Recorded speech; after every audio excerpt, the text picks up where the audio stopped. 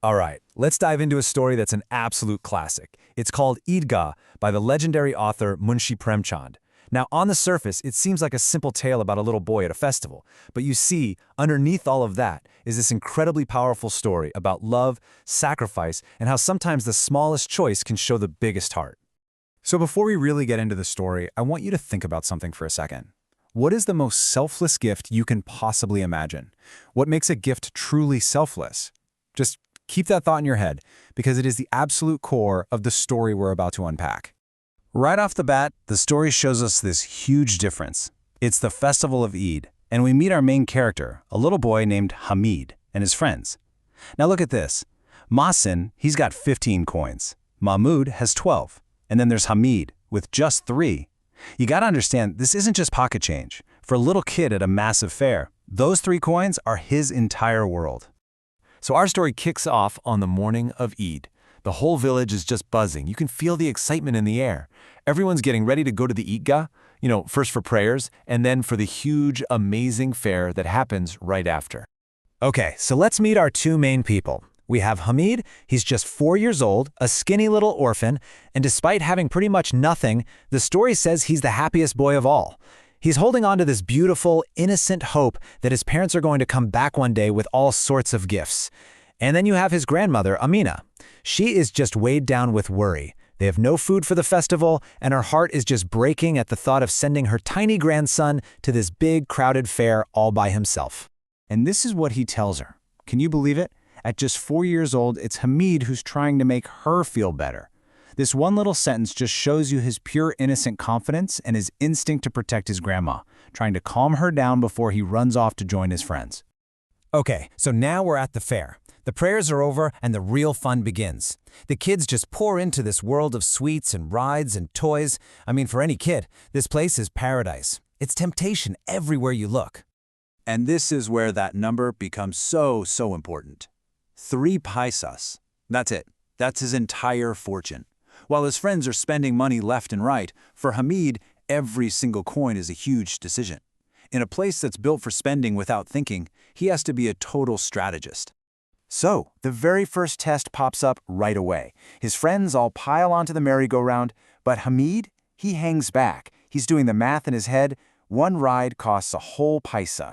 That's a third of everything he has for what? A few dizzy minutes of fun?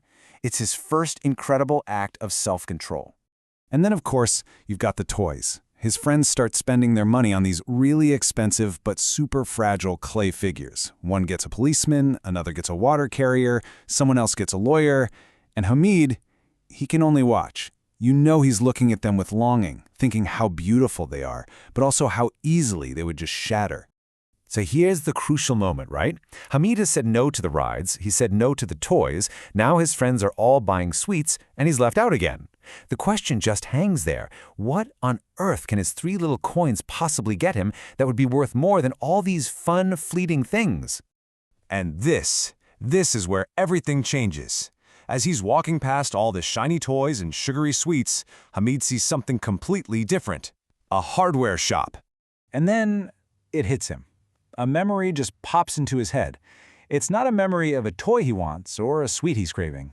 No, it's the image of his grandmother, Amina, back home, cooking and burning her fingers on the hot pan because she doesn't own a pair of tongs. And there they are, in the shop, a pair of tongs. Now, to his friends, this is the most boring, bizarre thing in the world. But to Hamid, it's not a toy at all. It's a solution. It's a tool.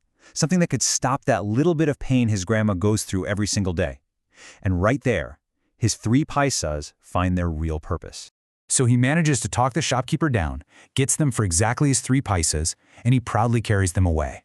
Of course, his friends just laugh at him. But Hamid brilliantly defends his choice.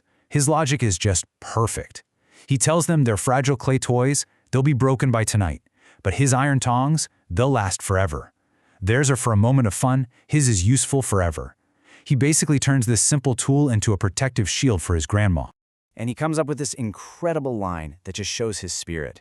He doesn't just defend the tongs, he lifts them up with his amazing imagination. He says they are strong, they're fierce, unbeatable, they're like a tiger among toys. I mean, come on. He completely flips the script on his friends and wins them over with how powerful and clever his reasoning is.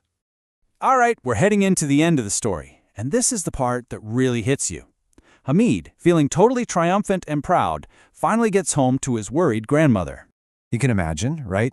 Amina sees the tongs, and at first she's angry. She scolds him, asking why he didn't buy a toy for himself, or at least something to eat at the fair.